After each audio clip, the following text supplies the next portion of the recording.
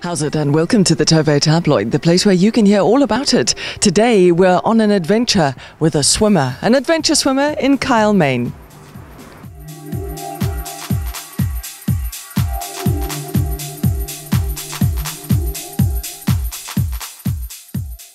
A lot of people are wanting to swim Gibraltar, and the guys are having to, because there's only, like I said, there's only 2 boats and they go at the same time. You've got to book like 2 years in advance. Next year, Channel or Manhattan Island, and then whatever one I don't do will be the year after that, 2015.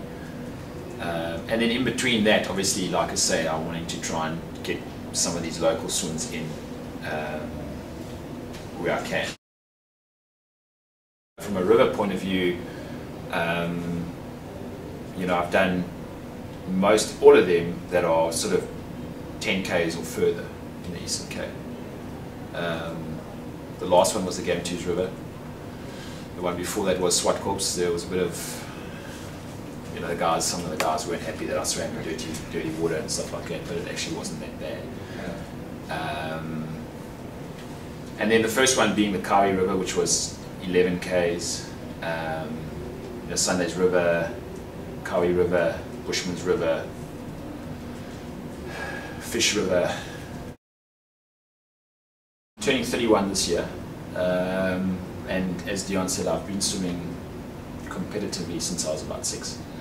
Obviously now got more into the marathon long distance side of swimming, and have been for the last few years. Went to Grey Junior, Grey High, then I was in Cape Town, studied sport management, and then came back here. And yeah, you know, work-wise, obviously, you know, I'm in the sports industry. Training, I spend a lot of my time training at gym, Virgin Active, and then obviously closer to big swims, I get into the sea. Although it assists you, it doesn't assist you from behind, it'll assist you almost sideways.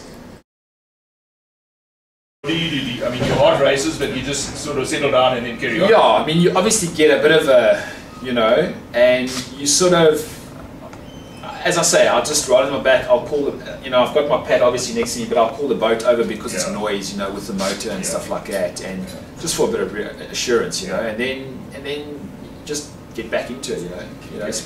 Problem is when you're doing swims like this, you know, it's you're not actually thinking about that because you're actually in too much pain to, you know, especially once you've got like past 15, 20 k's, you know, you're actually not even, it's the last thing on your mind. Yeah. I've got a coaching academy in Port Elizabeth, and you know that entails coaching, you know, for learn to swim children, adults, athletes, open water swimmers, triathletes.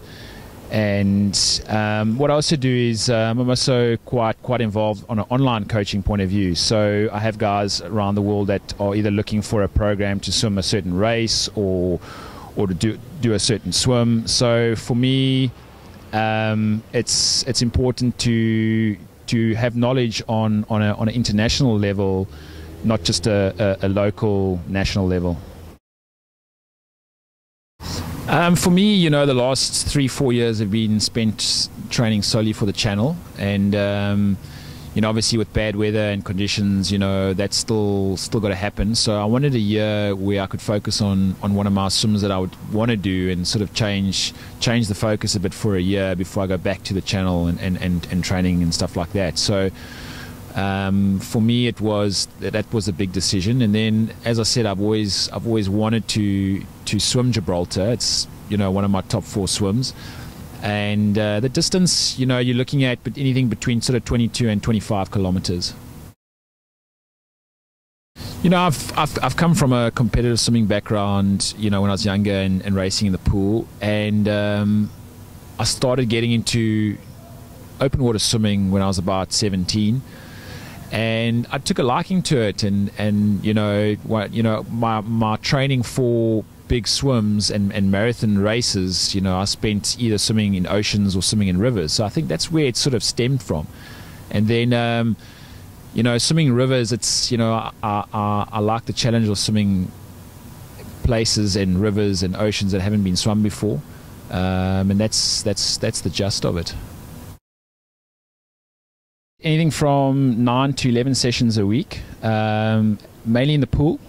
Closer to a swim like this, I'd obviously spend quite a bit of time in the sea and swimming in the sea.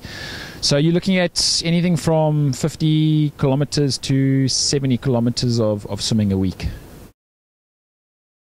Spend quite a lot of time helping the development guys who are training for Ironman. A lot of these guys don't know how to swim. They've never swum before, let alone swum in the ocean. So I get these guys in the pool, start them from the basics, get them swimming in the pool, and then get them into the sea and get them to swim 3.8 Ks in the ocean. For me, it's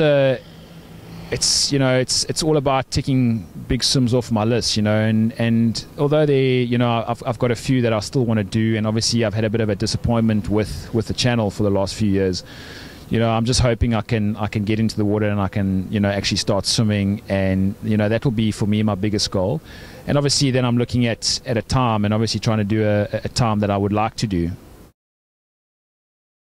After Gibraltar, I'm looking at doing one more river, which I've got to finish off, being the Kariga River, from swimming all the Eastern Cape rivers that are 10 Ks and further. And then I'm also looking at doing quite a big one. I want to swim from Woody Cape around Bird Island and back, which is quite a dangerous swim. But I mean, obviously we'll take precautions. We'll have a lot of crew and safety and all that.